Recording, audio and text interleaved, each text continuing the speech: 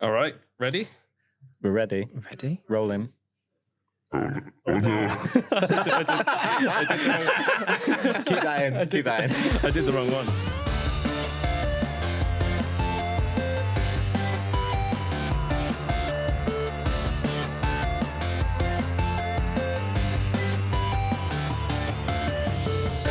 Hello and welcome to the Maverick Games podcast. I believe today is episode 11. And today we have with us... Hello, I am Mike Brown, creative director at Maverick Games. Hello, my name is Ben Penrose. I am the art director at Maverick Games. And I'm Tom Butcher. I'm the exec producer. And Fraser Strachan, audio director at Maverick Games. I didn't say at Maverick Games. That's fine. Now it looks like it's Well, I somewhere think else. It's implied. Yeah, that is implied if the branding didn't give it away. In fact, it was kind of redundant for us to say it, to be honest. Yeah. You are stuck watching. here. You've clicked on the Maverick Games podcast, and we have never featured a person. That's actually true. We had a load of actual guests on only the last episode. we didn't did. I think it's something that's drilled into you the more media that you do. Like, for a long time, when I would tell people about you, they'd be like, oh yeah, of course, Mike Brown, creative director of Maverick Games. Great job checking the episode number as well. I would have been completely at sea. Actually, just one bit of feedback on new podcast setup. I miss chairs. I don't know. No, it's more dynamic. We're 90 seconds in. Yeah, I know, and I'm already tired. Well, actually, fun fact: the first one we did without chairs. I think at the start of the podcast, I had good posture and posture, and by the end of it, I was slouching like this. And my brother phoned me afterwards after he'd watched it, and he was like, "You've got terrible posture. You need to work on that." So actually, this is to force me to stand up straight. Gotcha. Yeah. All right. Well, if you're in chat, keep an eye on that. Post comments describing the team's posture as we go through. Bring it up in future episodes as well. Make us really self-conscious about Yes. it. Yeah. People could throw in like suggestions for Timu products that would help you out with that. Maybe some sort of harness. I've seen them. A big ruler down the back of the jeans. A ruler. A ruler. Yeah, Like a big meter stick. Yeah. Yeah. Not like a king. Measuring though. Oh, Yes, my back is 3 feet of my tall height. All right, should we get into the let's content do of the podcast? So lots of stuff has been happening here at Maverick Games. We haven't really talked about the studio in a while. We've talked about lots of charity events and all sorts of stuff. But what's been going on? What have we been up to? What have people been missing out on? So many things. Yeah, we've got a lot more people now, a lot bigger. How many have we got? How many we got? We've got 98. Have we? Yeah. Wow. That fresh number. Shock emoji. that is funny that is news to us as well. What, that many? Yeah. So we're not far off of having the big 100, right? Yeah. We're gonna Well, have literally two people. Yeah. A century of Mavericks. Mm. We should do something for that. Yeah. Let's do a podcast. Yeah, Special we will 100 get people. the We'll we'll podcast get the in like 4 or 100th. 5 days. Officially, the 100th member is going to come on. They don't know about it just yet, but they will be on the next one. It's only taken us 11 episodes to get there as well. So I really hope I'm right about that number of episodes as well. Well, the last one was called episode 10. Okay, yeah, whether or not that's right. We started on episode 0. we did have did. an episode 0. So that makes this Yeah. one episode 11, which is the 12th episode. Oh, Yeah. yeah. Sorry, that's the way the math They don't works. count down. Sorry, art No, director math for you. it was supposed to be coder friendly, not artist friendly. It's So really leaning into the stereotype there. Sorry. yeah, we're at 98 people. It's pretty amazing. And it's very weird to think on that episode 0 we were, well, maybe 10 people at the time. Very few. Yeah, even if that. I Yeah. don't think we were 10 people. We would be happy if we had 10 people at that point. I think we were actually exactly 10. I Were think we? it Yeah. was founders plus Jed, Rich, and Ellie. Yeah. I think We've come a long way, baby. Yeah. Yeah. Before we move on the studio, I think we should talk a little on that number because this office space, I believe, has seating for 99. I think that the office that we are currently in is about to hit max capacity. Yeah. And because we're determined to keep a desk for this. We've had to boot the person that usually works on this desk off just while we record the But the podcast. thing is, they're actually sat just there. we're proving that 4 people can work at one desk. So if your keyboard was just a microphone, which for you it is, presumably. yeah, that's all I do. I guess when you were at school, this would have been like your kind of workstation, wouldn't it? I think our desks are incredibly generous. They are very luxurious. Yeah, and they're curved, which is really cool.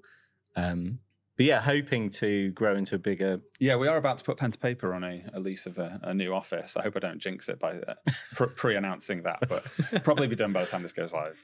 Yeah, because we are at the moment in the very, very luxurious office space, which is upstairs from Warwick District Council. Shout out to Warwick District Council. Shout out to the homies downstairs. And yeah, we've maxed it out, and it's honestly it does look a little bit like a council office, despite this very, very sexy podcasting studio which we've made out of the boards and the remnants of some show we went to. Yeah. Yes, but we are sketching out our plans on with the new office, which we'll be moving to in a few short months. About to spend quite a lot of money to make it our own. But yeah, that'll be an exciting thing to look forward to. We'll have lots of purple wall paint. I'm hoping.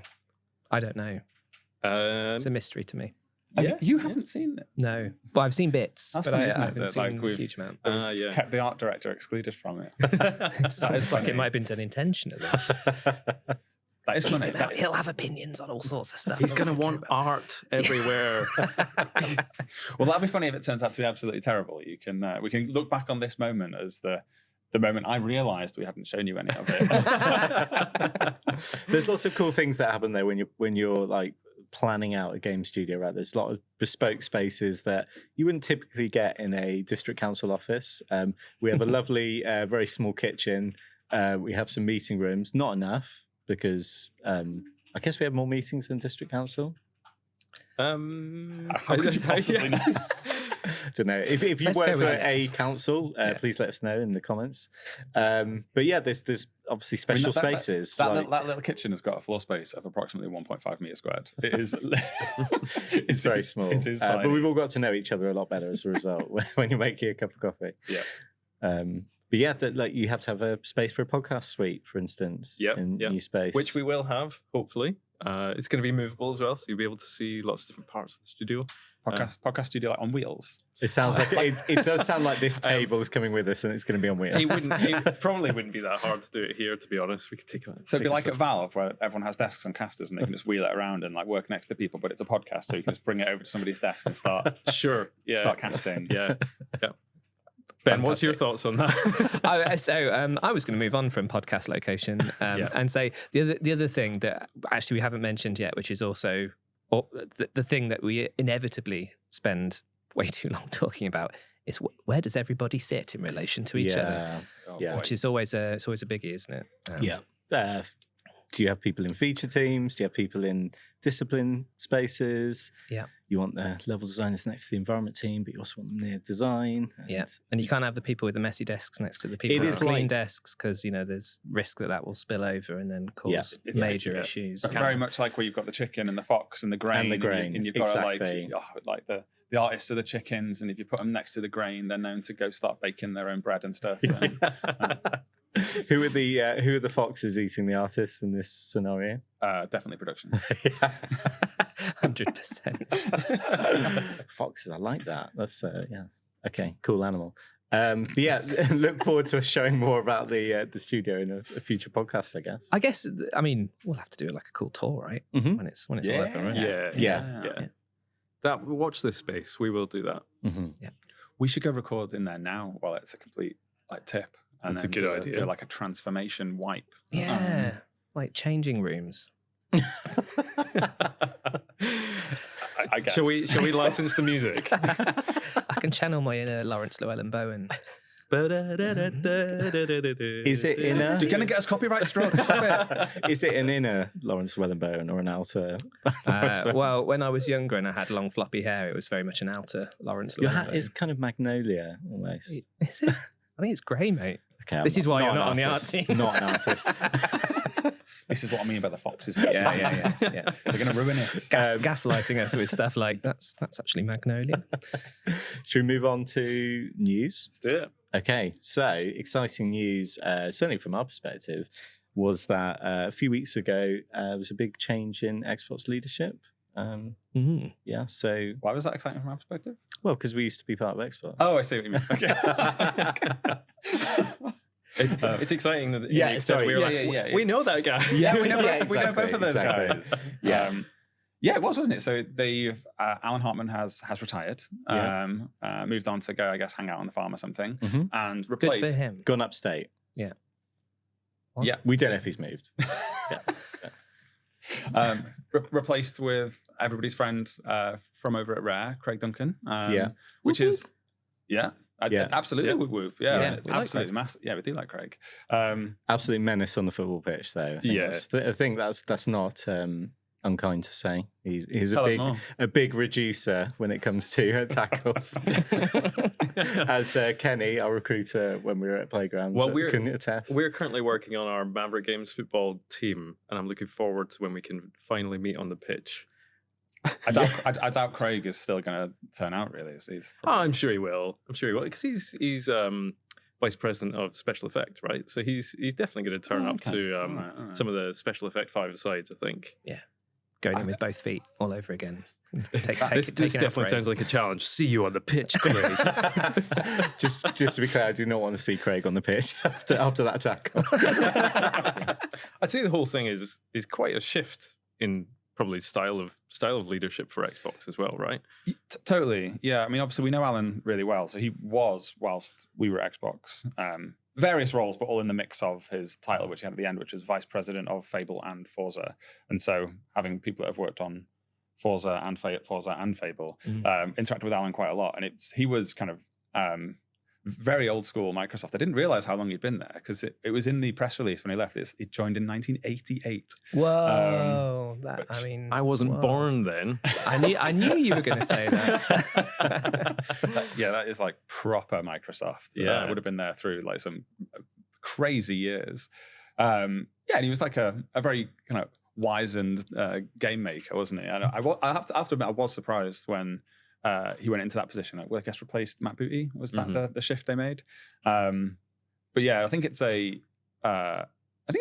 good change. I think Craig's like going to be quite fresh. It's quite nice that there's a Brit in a position like that. Well, yeah, that's what actually shocked me more than anything was that they'd put a Brit on the kind of top table at Xbox. It makes a lot of sense, right? Because after all the acquisitions, there are actually a lot of studios that are now kind of Europe and the UK, and it kind of helps balance it out because for a long time, I'd say Microsoft Studios, Xbox Game Studios was very kind of Seattle focused. Definitely. So I think this kind of he probably has less traveling to do than Alan had. But I think in a way it kind of whatever that word is, sort of spreads out the love to all the studios kind of equally.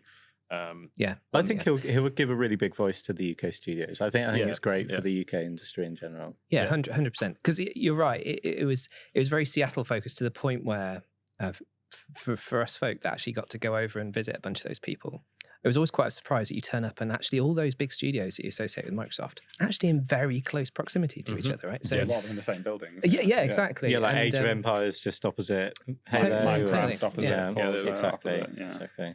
Whereas obviously when you get over to the UK, you've got this much wider spread, and it's nice. It's nice to have somebody sort of on that peripheral sort of side of things representing. Yeah, I feel like it will do a good job of gluing all those studios together in a way that maybe hadn't happened in the past. Yeah, potentially. Yeah. It's easy. It was easy to feel still a bit like a satellite.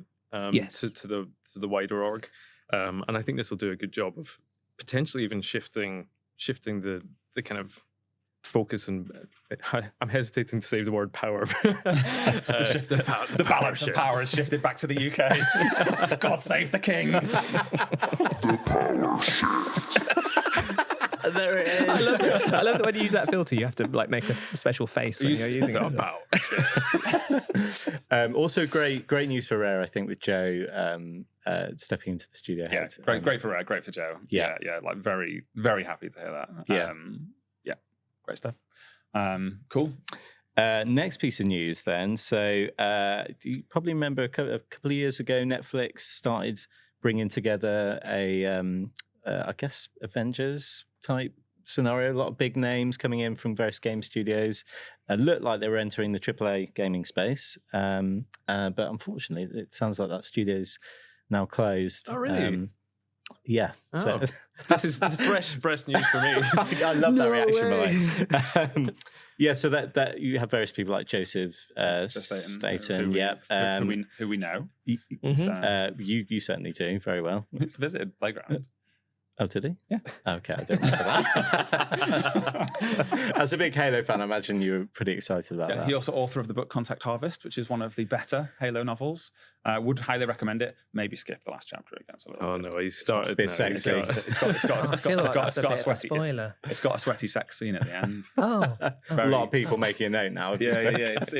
It's a bit of an odd one. It's like it's a Halo book, so it's sci-fi war story, and it ends up got a Sex fight. sex scene. I remember reading it, be like, oh my gosh. You do see a lot of people with the bookcase with 50 Shades of Grey and then that right next to it. But just a little bookmark in, so you only have to read the last 10 pages or so.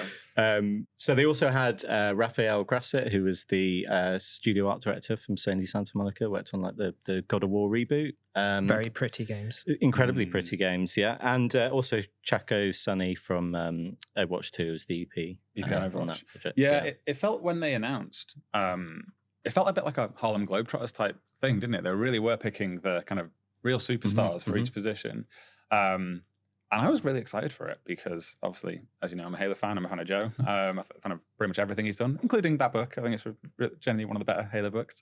But yeah, it was. I guess it does align somewhat with the wider Netflix strategy, which seems to be entirely mobile focused. It was a bit of an outlier in their operation, really, where obviously they have Netflix, the streaming service, but all their games were kind of mobile focused. Yeah. And then they had this, what will have been a very, very expensive LA-based kind of superstar game studio working in AAA.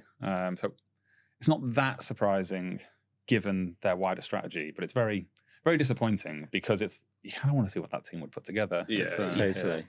I think it's always interesting when you have a big disruptor coming into the space as well, seeing what they can do.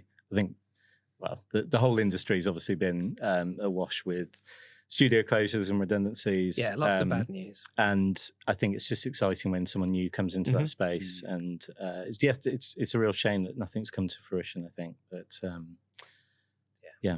I mean, like from a visual standpoint, having a name like that behind it. Like, I mean, God of War. I played the Ragnarok, the latest. I think just before we set up Maverick. I think that was like the game that I was enjoying in my sort of downtime between jobs. And that game actually made me say stuff out loud. You know, when something's so impressive, you're like, "Whoa, holy!" Such a spectacle to look at. That thing was just incredible. Yeah. But yeah, and more sad news, obviously. Yeah. Do you know how many people there were? I don't actually. Okay. No. Right. Similar at the time to us, I guess, a few months shorter. So probably a similar number. Yeah. Yeah, it's a shame. Yeah, it's a shame. Well, hope all those people land on their feet. Yeah. Well, I think what is nice amongst all of this horrible news is I think the general sort of the network and the community around game development has been, as you would expect, super supportive. So like whenever you have seen some of this horrible news, which unfortunately has been pretty frequent, it's always met with a really great sort of groundswell of people offering up help in various ways, whether they've got studios with open positions and that sort of thing. So, and with, you know, the sort of caliber of some of the people they had, I'm sure they'll be absolutely fine in finding something new. Yeah, and there are a lot of studios still in LA, so there are a lot of local jobs. Not least Santa Monica, I guess. Yeah. Okay. Cool. What you got, Tom? What's next? Next, what notes? what have we been playing? Who wants to go first? Ooh, you're all looking at me. You made a noise. Did I? Yeah, you went ooh, which made it. Ooh. All right, I'm conditioned not to hear that stuff. Well, I have been playing games, I'll have you know. So I had a really interesting gaming night the other night where I just wasn't in the mood for all the games that I started trying to play. I'd been playing Jedi Survivor, and it's a great game. I just feel like I'm playing it too close to the original because it very much feels like a continuation, and I think I need to kind of flush the system from that a little bit. Then I went on to I think it's called Tchia or Tchia. Chia. Chia. Chia. And it was fun, but there's only so many coconuts I can pick up and have fun with. And then I was like, do you know what? It's Halloween. I'm going to jump into Still Wakes the Deep. And what a phenomenal game that is so far. It's turning out to be great. You didn't have to put subtitles on it. I was going to say the first thing I did was I turned off the subtitles because that's my people. I understand them. You're really good at that. It's almost like you're from the area. That was uncanny. I know. There's actually quite a lot of northern accents in it as well. There's a guy from... I can't remember what he's from. You would recognize him. He's got a really like gruff northern accent as well, but he plays like this chef, and it's just like Sean Bean. Yes, no, it's not him. But as a game, the first hour of that game is it's very much kind of like walking simulator for the first section of it. But the atmosphere that they invoke right from the offset, like I actually think it would be very easy for me to be critical of the acting and the Scottish accents within it, because it probably is slightly more hammed up than you would want. But I do actually think the acting in it is pretty great. It's phenomenal how well they mix all these different accents and don't make it feel cheesy in a way. Like, and that is something that gives me the ick very quickly when I'm playing games like that. So that is a success in that regard. Also looks fantastic. Like the fact that the Chinese room, they kind of do this all the time. Just what a wonderful name. Still Wakes the Deep is very like Edgar Allan Poe-esque in its kind of like descriptor of what it's like going to be like. Lovecraftian. But they do a really good job of just picking like one small location and just doing it really well and making sure. And that game still took quite a while to make, I believe. Is it Unreal? It's Unreal, yeah. Okay. But we met their tech director at the MCV Awards, and he was saying that like they had a team of 120 people on it, I think. And I think it was like 2 or 3 years that they spent on it. It's still quite a small area, but they've just done a really good job of just bringing the sense of being on that oil rig with all these horror elements. I don't want to give any spoilers away, but it's definitely worth diving into if you get a chance. 120 people for 3 years at the Chinese room. That is a lot more than I would have expected. Yeah, I don't know if it was 120 specifically at Chinese room. I think it's probably across the sumo group helping out with it. Wow. That is a guess I'm making. It but was it certainly took me by surprise because I assumed it would be a much smaller team. Secret level? Secret mode. Secret mode, yes. It's kind of like a part of that umbrella, I think. Oh, right, yeah. okay. Yeah. That's publishing now, isn't it? Yeah. Very good. How spooky was it on a scale of 1 to 10? Well, it's interesting, right? Because it depends what scares you. Because from an atmosphere, Scottish people. You have to cut that out. From an atmospherics point of view, it's pretty creepy. But having played games like Outlast and Alan Wake, two very kind of opposite ends of like, one is like jump scare, one is just like, I do not want to go around that corner because something is going to literally jump out the screen and stab me in the chest.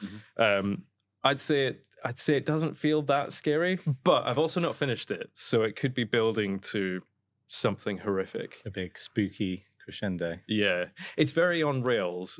Is probably the only thing I would say about it, which makes it feel like you don't quite have a choice about what you're about to do. So it's a curated experience, which maybe that'll open up as well. But I think if you're a bit of a wimp, you could still play it. Okay. Good to know. Yeah. Good to know. Good shout for Halloween. Yeah. So I've been playing Mario Party Jamboree. What is a jamboree, by the way? I don't know. It's like a church fete, like a barn dance. No. A good time. Yeah. Okay. Yeah, it does like sound Hootenanny. It's yeah. So Super Mario Party Jamboree actually does have the Super moniker, which is interesting because for the first 10 Mario Parties, it was just Mario Party and then the numeral. And then they did Super Mario Party, thinking it was going to like super it up. It can take two hits before Then they it did dies. Mario Party Superstars, which did not have the super. And then this one is Super Mario Jamboree, so they brought that back, interestingly. So it's part of the Mario Party canon, is what we're hearing. It is part of the Mario Party canon. I am one of the few people that actually owns and has played every Mario Party game, all 18 of them. Wow. I can't believe we've got him on the show. It's so exciting. I don't think I've played a Mario Party since Mario Party 2, where like inside of your pants. That was Mario Party 1. Yeah, sorry. We were talking about this earlier. Right, okay. Yeah, when Nintendo were sued because of the injuries people received playing original Mario Party. Oh, hang on a second. Is this why when I walked over to your desk earlier, there was like Mario Party stuff on the screen? So Just doing a bit of pre-show research. for context, for everybody watching, I walked over earlier, saw Mike and Tom in a conversation, thought, oh, this looks quite intense. I'll pick my moment to interject. And then saw the screen on Tom's desk. I was like, oh, Mario Party, not important then. It was a modded version of Mario Party 1 that had online multiplayer. Oh, I mean, that is pretty compelling. That is important. Fair play. I take it all back. Absolutely skewered. Please continue. So, Mario Party Jamboree, I noted, it's actually pretty good. It is the highest Metacritic rating of any of the Mario Party and Super Mario Party games. That is good. 82. First one to creep. How many entrants are we up to now? There are 18 Mario Party games. Holy moly. That is a lot of Mario Parties. I had no idea. I thought you were going to say like 5. Well, there was Mario Parties 1 through 10, as I just said. Bloody hell. Sorry. So, 1 through 10, Mario Party, then numeral, then Super Mario Party, then Super Mario Superstars, and then Super Mario Party Jamboree, plus the handheld ones. Mario Party DS, Mario Parties. This is technically Please continue to name them all. There was also Boom Street, which some people sometimes incorrectly think, or Fortune Street, I think, in the US, which people sometimes think was part of the Mario Party franchise, but actually isn't. That's actually part of the Dragon Quest franchise, but they did a version of it that featured Mario on the box, and therefore people incorrectly thought that was part of. Are you leaving, Ben? I need to just briefly leave to just die in the corner. Hang on a second. So anyway, it actually is time. He just vomited in the corner. Sorry about that. I thought nobody's going to want me to cough really loudly down the microphone. You didn't test the levels for that. I thought I was really upsetting you by calling, by declaring that Boom Street is not part of the Mario Party canon. But yeah, some people think it is, but it's not. Don't get that mixed up, or you'll really upset the hardcore Mario Party fan base, of which I am a part. Yeah, it's pretty good, Jamboree. Yeah, would recommend. Best Mario Party. Any favoured mini games that you've come across? Oh yeah, there is one. I think it's just called Triathlon. But it has you have to like do this to swim, and then there's the cycle thing. But it's all very remote shaky, which I'm just like really, really, really good at. And when playing it with the kids, they're just very, very bad at any of the button mash, or they obviously weren't schooled in track and field. For those watching on video, could you maybe demonstrate what kind of motions you're doing? It's on video. So you have to kind of hold the little Joy-Con between your hands. You have to kind of do this, like a rotational, like almost like you're pedaling a bike, I suppose. I do it faster than that playing the game. This is where all this cardio training comes into play. Great game, would recommend. If you've ever enjoyed a Mario Party, this is better than those, so it's the best one. That is cool. Pretty compelling reason, to be honest. Cool. Games. So I've actually been dancing all over the place when it comes to games at the moment. I've been doing a bunch of stuff. So I recently, and I know this is maybe I'm a little late to the party, but I finally finished Tears of the Kingdom. This is not Mario Party. You finished Tears of the Kingdom? More Nintendo. Tears of the Kingdom with my lad, my son, who was so impressed by the whole thing. Actually, like broke down into tears at the end of that game when the credits started rolling. I was like, "It's all right, mate. We can play it again. It's fine." But then when he's not around, I have been talking of scary games, slowly crawling my way through Alan Wake, which I enjoy immensely, but also I'm not very good with scary games, and it terrifies the hell out of me. And I'm assuming when you were talking about the two different types of scares, when you said jump scares, you were referring to Alan Wake. So I played it before they had that option to turn that stuff off. So yes, they now. How does that work? Turning off a jump scare? Does it just not happen? The jump, you press the button and then it doesn't play. Yes. Oh, it's so simple as that. Yeah. It doesn't. I was thinking like a quick time event coming up. If you haven't played it, the mechanic is like it's almost like it's an overlay over the actual game. So you're walking along a corridor and it has like a 2D kind of UI level shouty face that'll come and scream at you. It's that sounds terrifying. unpleasant. It's terrifying. You know, I've been sat down playing it, and my wife will be in the corner knitting, like, not paying any attention to what I'm doing, but all of a sudden realise that I've nearly like died. and then she's like, "Why do you even play this? Like, why do you do this to yourself?" But yeah, now they've got that option to turn that off. It's like, oh, thank God.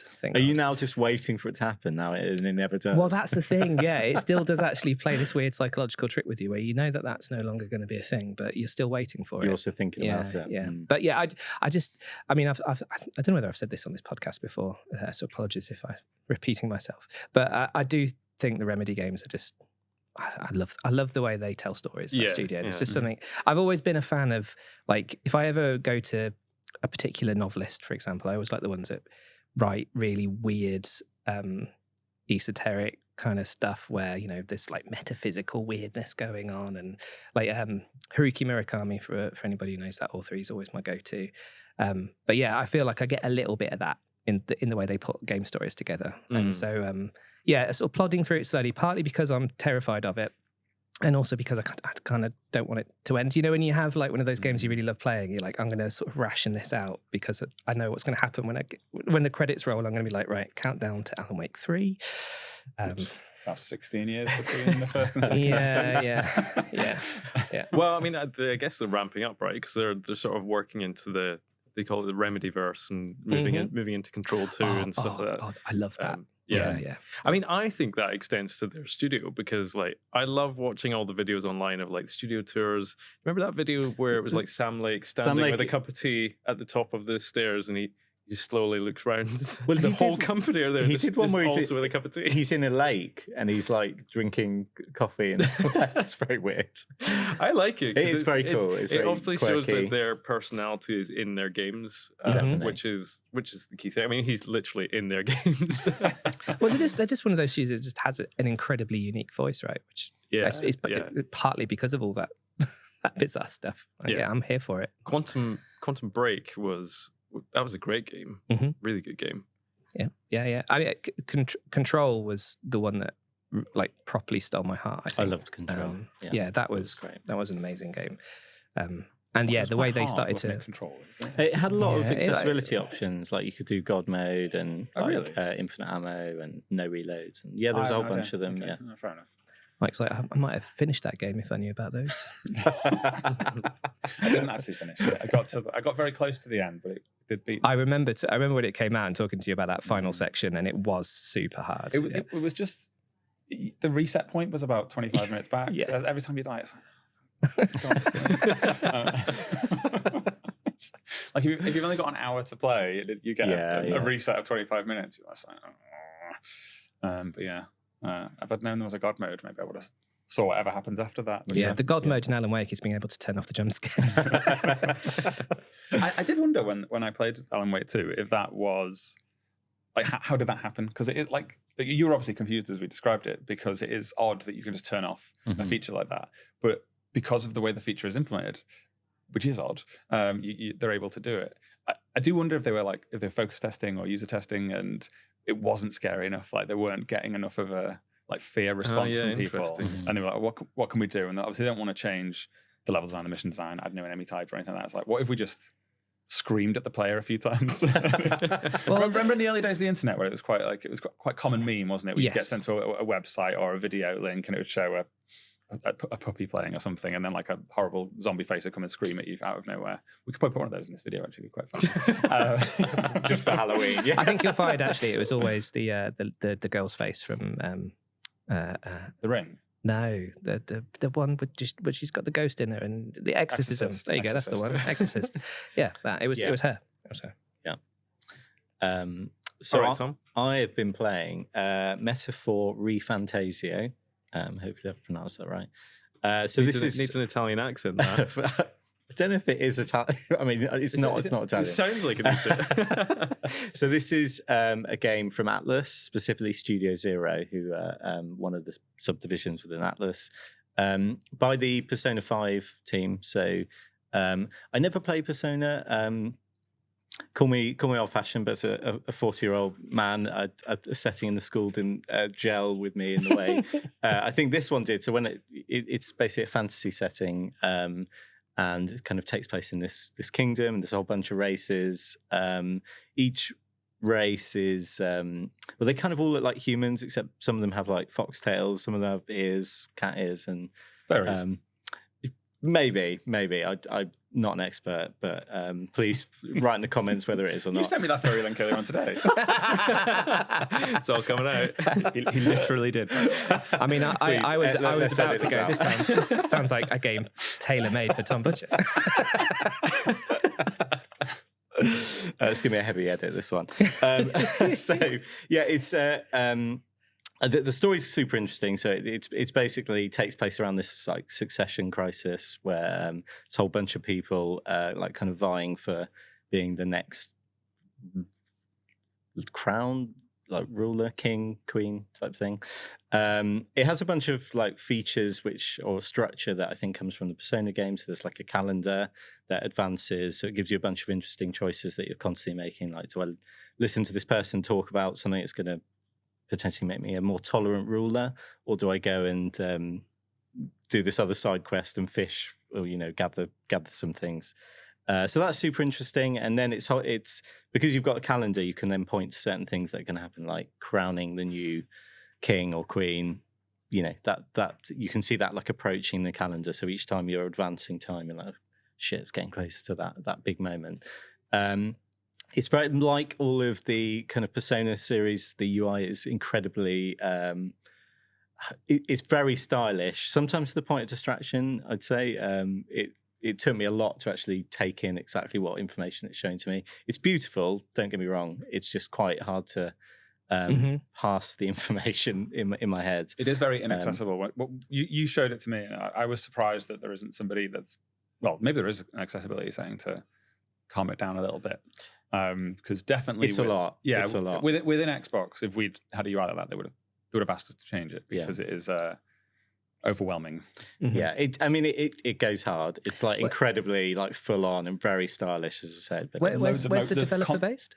Japan. It is. I was going to say, because that is that's a thing, isn't it? Like I know a lot of the media that is sort of presented over there is actually intentionally quite loud and noisy, and I guess if you're Japanese, you're very used to being able to pass information in that context. Yeah, perhaps. Yeah, it felt like it was constantly trying to distract you. Like, yes, it's highlighting thing, but it's doing it with basically constant like movement and noise all over it. Like it's like, read this, but also, whoa, look over here. But yeah, it's great. I'm really enjoying it. It has a ton of interesting themes which are running through the story about like tolerance and equality and that kind of thing. And it has a weird kind of meta narrative over the top, which they have like this book within the game, which is a fantasy in their universe, but reads like it's our universe. That's so cool. It's kind of weird, but yeah, maybe that'll as I get a bit further, it'll make more sense. But yeah, so definitely recommend checking it out, especially if you like. Yeah, I'm sold. It sounds cool. Yeah, that sounds very cool. So you, the player, exist. You have to name. You're living in a fairy tale book, which is our world, and that fairy tale book is in that game. I think that's what it is. You actually have to name two characters. And I didn't realize this at the start because it asks you before you even know who you're naming, really. So I named my player character Tommy, which is my standard Tommy Tiptoes if I'm doing like a long name, but usually Tommy. And then it asked me to name another name, and so I just like I don't know. You went for your alter ego, Tommy Bargains. We can't mention him on the show. That is a contested IP. We don't know who owns that. We've got lawyers pouring over it, right? And he's coming back. Go on, go put on the suit. Go put on the bargain suit. Go on. No, not. And then so I just named this other character, which I didn't know what it was, as Tom. So the game sometimes says something about Tommy and sometimes says something about Tom, and I'm like, God, I've made a huge mistake. sounds like the Tom Nook family in Animal Crossing. It's very much like Timmy, Tommy. But yeah, aside from that, it's great. It sounds like you're just very confused whilst playing this game all the time. It is quite confusing. There is a lot of there's just a lot of concepts. This isn't really a spoiler, but it gives you a sword at some point, and then it just goes, oh, by the way, the sword can fly, and you can just like surf on it to get around faster. So I was like, okay. Yeah, that makes complete sense. It looks cool, does though. make sense, It right? does look cool when he's Think of the surfing. asset saving. That could have been two entirely separate assets when they have a sword, and the sword is also a plain surfboard. I'm quite jealous of genius. that mindset because maybe it's like a British thing or like a Western developer thing, but often like, you know, if we decided to make a feature like that, you'd get 100 questions like, yeah, but how did the sword get this power to like? What's the sword's backstory? Yeah, what is it like, and how does it fly? Like, is it like a sort of anti-grav type? It's just magic. thing? Is it Just magic? I'm feeling very seen right now. It's weird because they explain magic as like a thing. You have to have these like, they're called like burners that create magic. And so it's weird that they have like this really grounded thing about like how you have a device that creates magic to do spells and stuff. But then also it's like, yeah, the sword flies and you can surf it to get around faster. Is it just this one sword, or is that like a whole thing in this? No, it universe seems of- to just be that one sword. I haven't got very far, so maybe that'll expand further. But yeah, great. Recommend. It's very cool. Cool. Well, we did say that we were going to talk a little bit more about the studio, what we've been up to. Yeah, what the stage? project. What stage of the project we're at? Yeah, specifically the project. Yeah, so can exclusively reveal we're in pre-production. Da-da-da. What does it? Have we never said that previously? I don't think so. I think we probably did. Maybe it's not exclusive. I think we had said we were in concept and we're moving into pre-production. Maybe that's what we said. Which Maybe was a that's very it. very fluffy timeline. But we are definitely in it. Yeah, Probably moving out of it soonish. moving out of it soonish. Yeah, so a pretty exciting time, I think. Although, you know, for a lot of groups within the studio, and depending on who you ask in a game studio, you'll find people like and hate different phases of the project. And so whereas concept's all about like the blue sky thinking, the excitement, pre-production's very much like where realities of like how you're going to make things, like what's your tooling look like, what's your workflows and pipelines. Yeah, it's the decision-making part of, It is, of yeah. the project where, in concept, everything can be anything. A sword could fly. And then at pre-production is where you ask those questions about, but how does it fly? What's it going to look like? Is it going to have a VFX trail? Cut the coming out of sword. it? Cut the sword. Yeah. I mean, like from What's the sword's name? I mean, from my point of view, like talking about, you know, people having different favored parts of production, well, a project's phases. I really like pre-production. I think it's great. Like it tends to be that part of the project where, because you're doing the thing that Mike just mentioned, you know, where you're trying to actually prove out some of those blue sky ideas, it starts to make things feel tangible. So there's the part of it which is always a little bit sad, where inevitably some of the blue sky ideas are so grandiose that you need to trim them back a little bit, and that's always a bit sad, especially if you've dreamt up some of those ideas. But actually getting to the point where you start to see things come to fruition in an engine, and you get this little taste of what things are going to be like. That's always super exciting. So I've always found the actual production segment probably the most frustrating, and only because at that point you're basically building the whole game, right? And as such, it's this huge piece of content that just inevitably takes quite a lot of time to get through. So that piece sort of comes together understandably a lot more slowly. So there's something quite satisfying about being in pre-production, just seeing all these pieces slot together, and sometimes some fairly like out there experiments where you've got to try something completely wild in order to try and satisfy some of those blue sky ideas. So that's I always thought that was really cool. So yeah, I mean, spoilers, but you know, my two favorite phases have always been pre-production and actually the close down period where you're sort of polishing things. I was going to say agree. close down's my favorite. Well, that makes sense As a sadist. No, I think I think those are the bits that are the most internally satisfying. Yes, Because the blue sky stuff is fun, but it's not as satisfying because you also know you're going to change a lot of this, because you're going to get to this part of the project where it's, okay, I need to make all the decisions now. Are we doing this? What's this going to be? What's this guy's name? Like, who's going to do this work? And you're answering all those questions to make the thing real, which is actually super satisfying. Yeah. Like locking things in and like cementing them is very, very like internally pleasing. It's really good for the team because it gives real clarity at that point. Production is basically just do all the work. yeah, exactly. And as satisfying as working in the games industry is, which you know it is, I dare say better than every other job. It is still the part of it where it's do the work, and then close down is make it real. Like this is the actual thing, and you probably announce in that period as well, which is also very exciting because then the whole world is paying you a lot of attention and getting excited for it. So the interesting thing I've found specifically about doing pre-production on this project is it has felt kind of similar to what shutdowns have felt like in the past, in that, like, as you say, like, you probably announce the game and you're doing a whole bunch of kind of like external stuff to show the game to other people.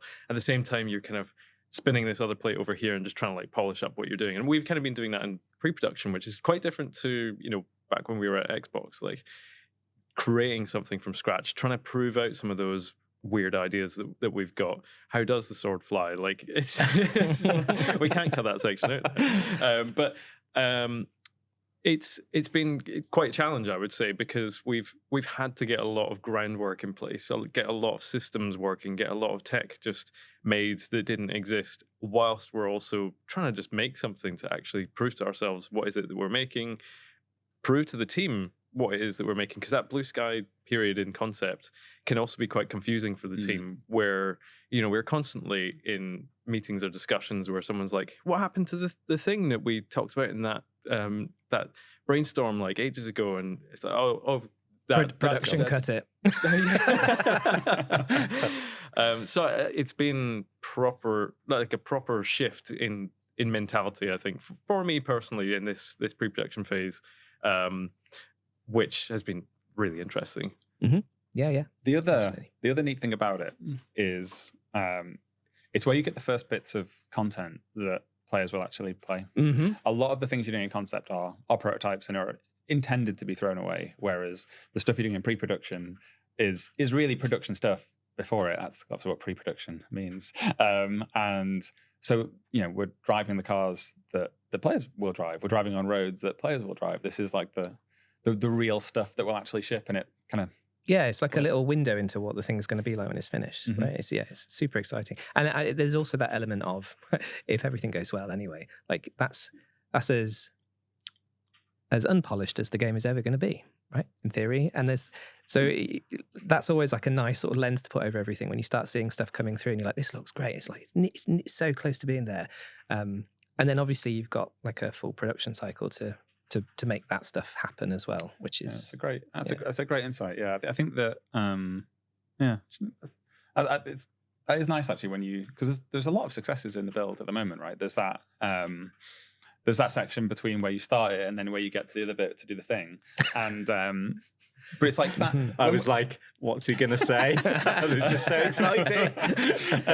But that is a section where we've played it hundreds of times. We were doing daily reviews on that in our last milestone, and it just never got boring. Right? It just never ever got boring. You could play it like 50 times, and no one is looking for, how do I skip this? Can we have a debug option to jump through this? Can I add a thing on the map so that I can just skip it? Like, no one ever said that or asked for it, which is honestly remarkable. A good sign. It's a very good sign, isn't it? Yeah, and I think that's you're right when you apply that to and this is hopefully the worst it's ever going to be. I hadn't really thought. It's a nice thought to fall asleep to, isn't it? Rather than just like nightmares. And then the other stuff that I think we can talk about this, but I mean, if we can't, you can cut it. What's he gonna say? But we and this is pretty common for the games industry. But at this phase, we've also had our first sort of round of sending out the thing that we've had to a sort of select group of people that test the game and give you feedback. And it's the first chance that you get to have some sort of external feedback from people that are completely fresh. They're not even people that are like on the publishing side that have been privy to all the details and the pitch and everything. And yeah, when we got that back, there was some really great comments where it was like, oh, cool, that did land the way we wanted it to. And because sometimes you're looking at this stuff and you're seeing like incremental improvements of it over the course of a couple of weeks or months. And you're like, is this good? I think this is good. Is this good? And yeah, so it's really nice actually to have those little moments where you get a bit of feedback where people are going, yeah, this felt like you were trying to do this. And you're like, yes, exactly that. Perfect. Yeah, they did have that note, which they were happy about. It was presented as a nice thing, wasn't it? But there was that feature that took them. There's no tutorial at all in the game at the moment, so the features kind of land on you very cold. And one of the features that you use pretty often, it took them 3 hours to find. It's just on one of the face buttons. But then they were like, when we did find it, it was great. I'm glad you stuck with it for 3 hours. It'd be funny to revisit this at some point when we can actually bring up the build and show people what it is. Yeah, imagine playing the game but not knowing about that button press. That's a great idea. That would be really fun. That would be really fun. For 3 hours. And they still liked it. And they still said nice things. And they were not like paid to say nice things. They were, no, I mean, if anything, it's their job to tell us tell us what's bad. That was you're right, that was great. Do you want to say something about the game? We've come very close to just spilling everything. Go on, do it. Maybe, do it, Tom. I've declassified it, you can say the game is no. I think the most exciting thing really is kind of similar to what you guys have said, but it's the promise of something more. And I think if you finish pre-production without that promise, then which I dare say a lot of studios do that. You're kind of on a wing and a prayer at that point. Whereas I think it's just super exciting, and it just makes me really pumped for going into production. Yeah. And I think the thing that's still not lost on me is just something that just still feels magic, even though I've been doing it as long as I have, is the fact that this thing that you're creating, like, literally doesn't exist in any form. Mm-hmm. It's a lot unlike most other things, right? If you're making a car or a pair of shoes, right? There's some raw material that you start off with. With video games, it's like, it's just zeros and ones being plugged into something that at some point turns into something that you can actually see. There's like documents. Very few game developers actually type out the zeros and ones. People might not know that, actually. That's a good point. Yeah, you don't actually just go. For those that are not aware. Like, imagine just like a keyboard with a 0 and a 1 on it. But yeah, no, you're right. Obviously, there's ideas. There's concepts and ideas, which I guess is the sort of tangible thing you have at the beginning. But there's nothing physical, right? It's it's kind of why the whole game preservation thing's so important, right? Because there's nothing that you can really physically hold on to underneath the disc or the cartridge that you've shipped the game on, and just the fact that is a thing is kind of wacky to me still. I was talking to someone the other day about how weird it is as creatives that the thing that scratches that itch is creating something from nothing, which, if we weren't making games, we'd be doing arts and crafts or something like that. I don't know why I chose arts and crafts as the example, but it's true, right? Because, if games didn't exist, we'd find a way to create something from nothing, and that's what satisfies us as people, and that's kind of the thing that unifies us all as developers.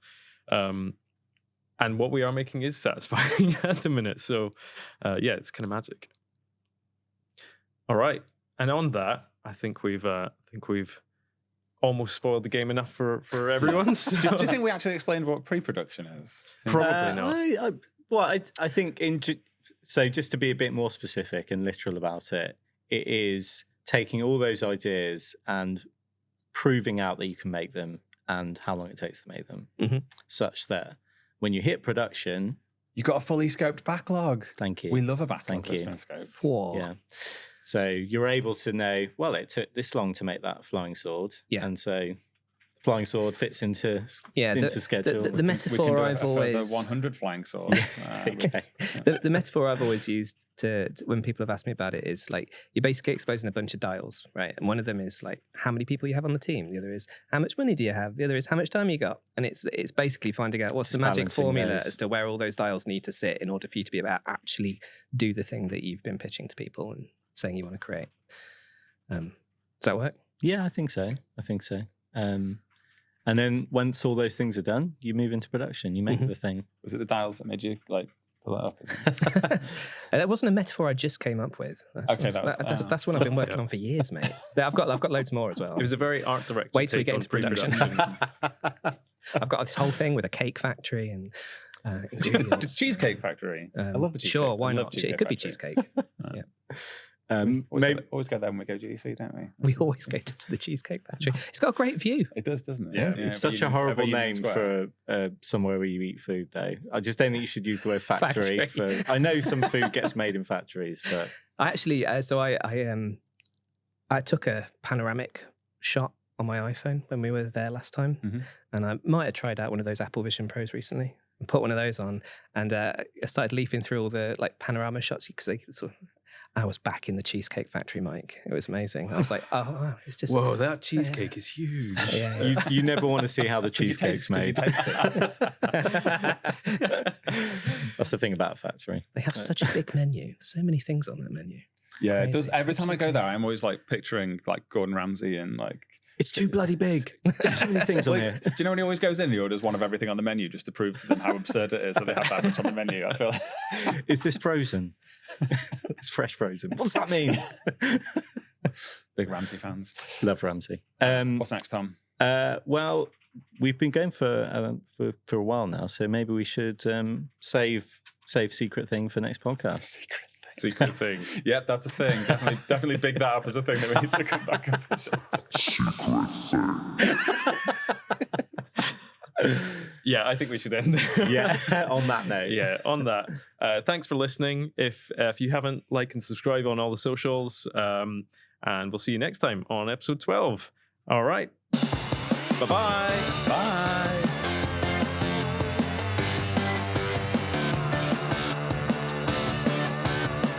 Oh, he's still on. Yeah, this is part of the recording. Thanks, Tom. That was a really weird podcast. Maybe we should have restarted. Oh, well. I liked it. I thought it was fun.